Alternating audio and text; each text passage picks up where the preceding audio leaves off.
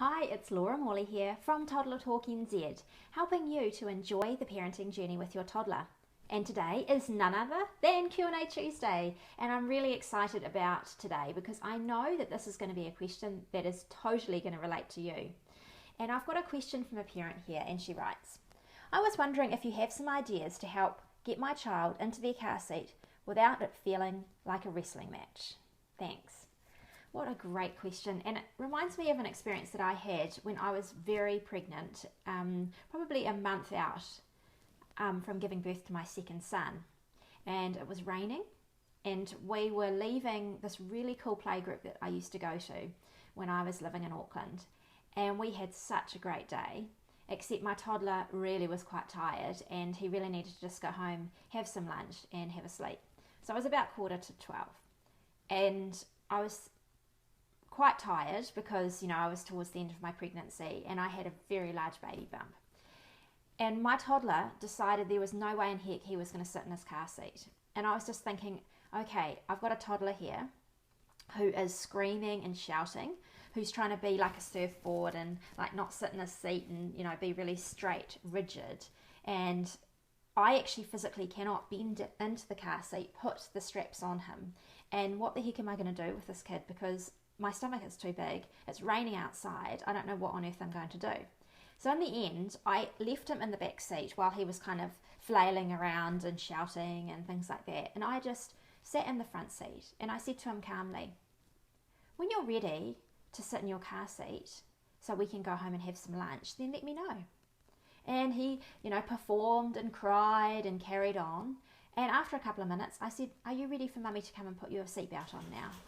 And so he cried and performed and carried on, so I just waited another minute or two and said to him calmly, are you ready to come and put your seatbelt on? Now, instead of me trying to just force the issue and actually, as this parent has rightly said, make it feel like it's a wrestling match, I actually just calmly said, right, we're not going to have this behaviour when you're getting into your car seat. And I kind of drew a line in the sand and said, no, I'm just going to wait until you're ready. And in the end, he did just sit in his car seat after, a performance. And we were able to actually get home and have lunch and have his afternoon sleep. But this does bring an issue for a lot of parents, because I think nowadays we are transitioning our kids from, their high chair to the buggy to the car seat to, all these different kind of seats with straps. And our kids just start to resist it after a while, particularly around like the 15-month, probably to 2.5 kind of age group, where they actually don't really do transitions all that well. So what I did actually was I tried to reduce the number of errands that I was running, because I was finding if I was getting my child in and out of the car seat regularly through the day, that's where we were having a lot of issues. So just to reduce the amount of times that I was actually getting them in and out of their car seat. So I would try and save like one morning to do all the errands, and we'd go down and say do a couple of errands to various shops that we needed to do, and then go and have a fluffy or something, or go and have a play, and then do one more before we got into the car again. So I just tried to reduce that.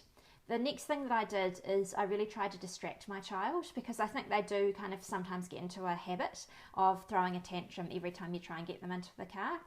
And what I recommend is that you actually distract your child rather than making it a wrestling match. It can be like, oh, look, what's happening outside? Or, right, let's quickly get your belt on so that we can go to the park. Or, something where they can actually look forward to the fact that they're going to put their belt on because you're actually going somewhere.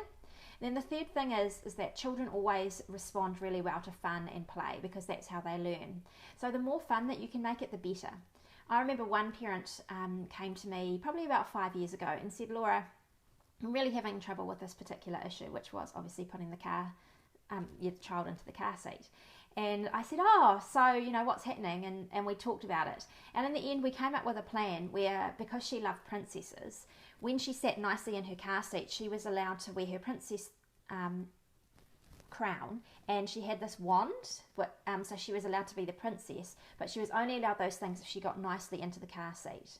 And you could do exactly the same thing, or if you had a boy, they could have a racing car seat or something, some kind of toy that they really like to hold on to. So you could have like what I call a car toy, so that when you're in the car, they're allowed to play with that toy and they can kind of look forward to it, and it can be a distraction for them as well.